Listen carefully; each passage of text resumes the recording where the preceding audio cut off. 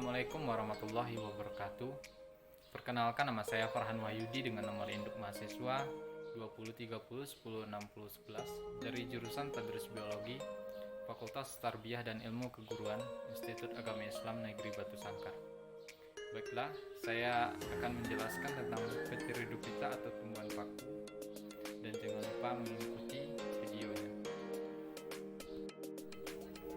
Baiklah, indikator pembahasan kita kali ini ialah yang pertama yaitu ciri-ciri tumbuhan paku, yang kedua yaitu bentuk umum paku-pakuan, yang ketiga yaitu reproduksi dan pergiliran keturunan paku, yang keempat yaitu klasifikasi tumbuhan paku.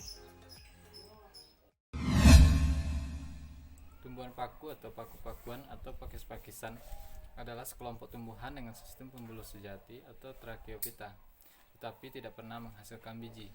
Kelompok tumbuhan ini melepaskan spora sebagai alat penyebar luasan atau memperbanyakkannya menyerupai kelompok organisme seperti lumut dan fungi.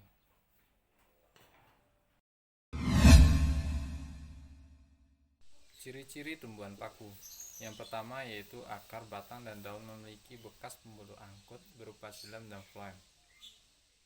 Yang kedua yaitu dapat ditemukan di air, di tempat lembab, menempel pada tumbuhan lain sebagai epifit atau sisa-sisa tumbuhan lain, atau sampah-sampah sebagai saprofit. Yang ketiga yaitu tidak menghasilkan biji, tetapi menghasilkan spora.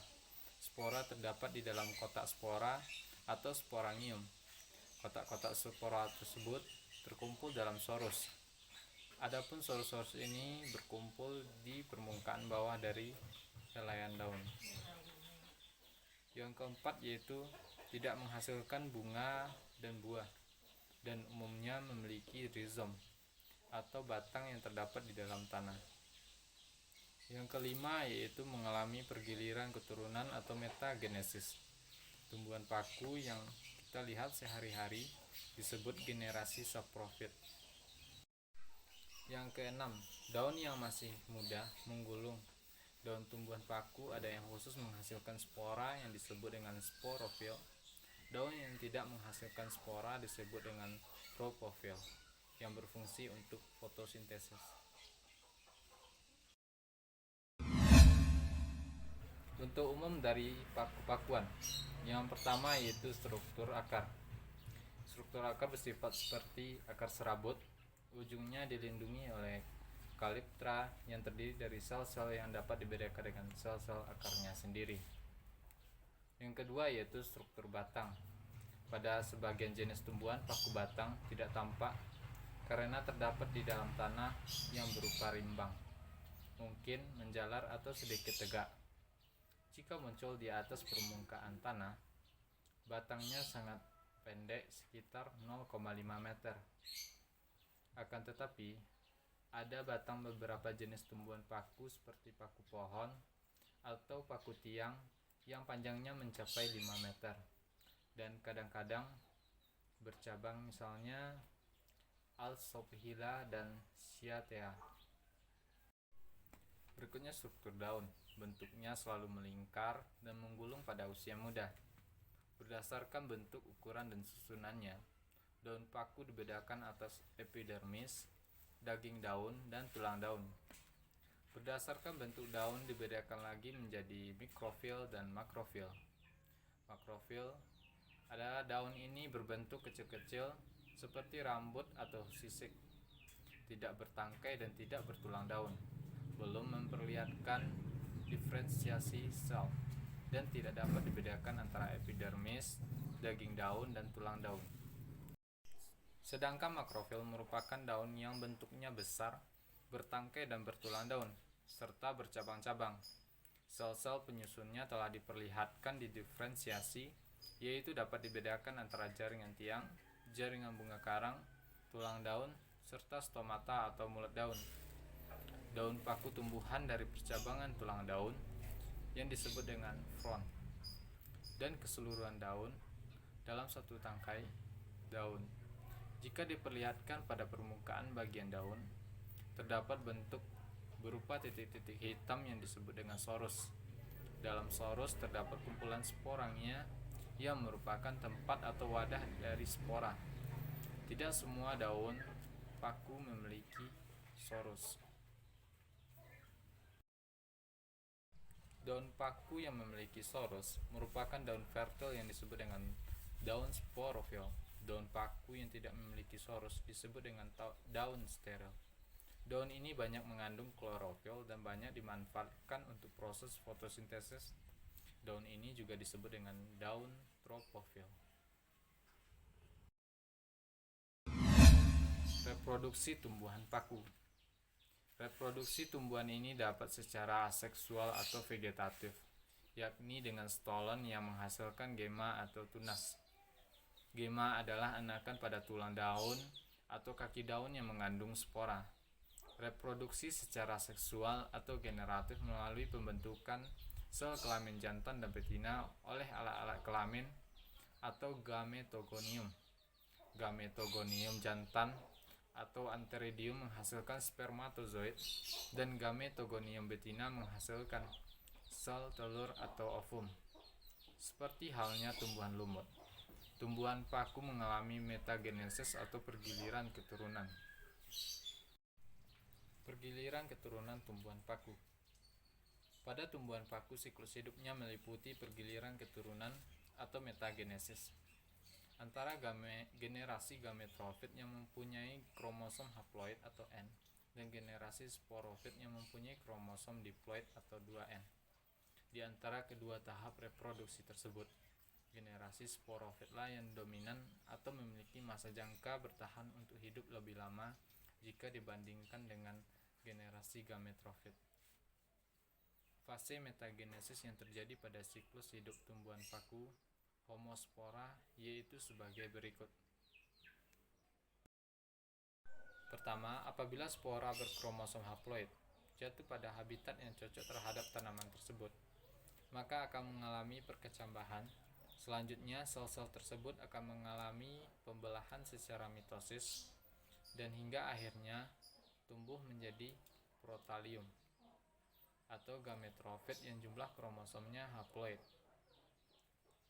Selanjutnya, protalium akan dihasilkan dari pembelahan mitosis, akan berubah menjadi alat kelamin jantan atau antheridium dan alat kelamin betina atau archegonium yang berkromosom haploid. Dari alat kelamin jantan antheridium akan menghasilkan spermatozoid berflagel dan alat kelamin betina archegonium menghasilkan ovum atau N. Tahap selanjutnya ialah spermatozoid atau N akan dibuahi oleh ovum di dalam archegonium dan akan menghasilkan zigot yang berkromosom diploid atau 2N. Dari hasil pembuahan yang berupa zigot atau 2N akan mengalami pembelahan dengan cara pembelahan mitosis dan pada akhirnya akan menjadi tumbuhan paku sporofit yang diploid atau 2N. Selanjutnya, tumbuhan paku ini akan tumbuh keluar dari archegonium, alat kelamin betina. Tumbuhan paku sporofit akan menghasilkan sporofil atau 2N atau daun yang dapat menghasilkan spora. Selanjutnya, sporofil 2 atau 2N yang mempunyai sporangium atau 2N. Kemudian, di dalam sporangium terdapat sel induk berupa spora yang mempunyai kromosom diploid atau 2N. Tahap selanjutnya terjadi pembelahan meiosis untuk sel induk spora atau 2N dan dapat menghasilkan spora yang haploid atau N. Klasifikasi tumbuhan paku. Yang pertama yaitu Psilopsida atau paku purba. Psilopsida merupakan tumbuhan paku yang sederhana dan memiliki susunan cukup sederhana. Tanaman ini berupa ranting yang bercabang-cabang. Ada bulu-bulu halus yang menyelimutinya. Berakar serabut halus atau sering disebut akar semu, berfungsi juga sebagai perekat pada tumbuhan lain. Contoh tumbuhan paku ini adalah Psilotum nodum. Dan ciri-ciri paku purba ialah hidup di daerah beriklim tropis, subtropik, homospora, berdaun mikrofil serta batangnya berklorofil, tak mempunyai daun sejati. Berikutnya yaitu Lycosida.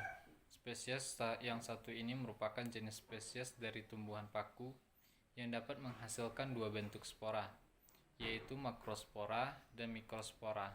Contoh pada tanaman Lycopodium cernum atau paku kawat serta Selaginella atau paku rane. Berikut ini ciri-ciri dari tumbuhan paku yang termasuk ke dalam spesies Lycopsida. Yang pertama yaitu terdiri dari daun sejati, batang dan akar. Yang kedua menempel pada tanaman lain sebagai media untuk hidup. Yang ketiga yaitu memiliki ukuran daun yang sangat kecil dan berbentuk rapat. Yang keempat menghasilkan mikroporangium dan sporangium. Berikutnya yaitu Xenopsida atau Echinocetopsida. Tumbuhan paku yang tergolong ke dalam spesies ini pada umumnya banyak hidup dan dijumpai di daerah yang beriklim tropis. Tumbuhan paku yang satu ini memiliki ekor panjang pada tubuhnya. Ciri-ciri dari tanaman paku ini yaitu yang pertama yaitu memiliki batang yang berbentuk tegak. Yang kedua, menghasilkan spora yang berjenis heterospora. Yang ketiga, pada bagian batang mengandung kadar silika yang tinggi. Yang keempat, menyenangi daerah rawa dan lembab. Pteropsida. Tumbuhan paku yang tergolong ke dalam spesies ini merupakan tumbuhan paku sejati yang sering dijuluki dengan sebutan tanaman pakis. Jenis tumbuhan yang satu ini mampu hidup dan tumbuh di daerah yang beriklim tropis dan subtropis. Inilah ciri-ciri tumbuhan paku Pteropsida. Yang pertama yaitu memiliki batang yang berbentuk tegak dan tumbuh di atas di bawah permukaan tanah. Yang kedua menghasilkan spora yang berjenis homospora dan isospora. Yang ketiga yaitu spora yang dihasilkan berkumpul di bawah daun. Yang keempat penyebaran spora untuk perkembangbiakan melalui bantuan angin. Jenis-jenis tumbuhan paku dan manfaatnya. Yang pertama yaitu paku telanjang atau Phyclopsida yang bermanfaat untuk hiasan rumah. Kedua paku kawat atau Lycopodiata yang bermanfaat untuk meningkatkan estetika pekarangan rumah. Yang ketiga yaitu semanggi air atau Marsilea serenata yang bermanfaat untuk obat sesak nafas, batuk, amandel, hingga infeksi saluran kencing. Yang keempat yaitu paku sarang burung atau Aspelium nidus yang bermanfaat untuk mengobati gangguan pencernaan. Yang kelima yaitu paku tanduk rusa atau Placerium bifurcatum yang bermanfaat untuk mengobati demam, bisul, peradangan sampai melancarkan haid. Demikianlah penjelasan tentang Pteridophyta atau tumbuhan paku. Maaf kalau ada kata-kata dan penjelasan saya yang salah, dan jangan lupa like, comment, and subscribe. Wassalamualaikum warahmatullahi wabarakatuh.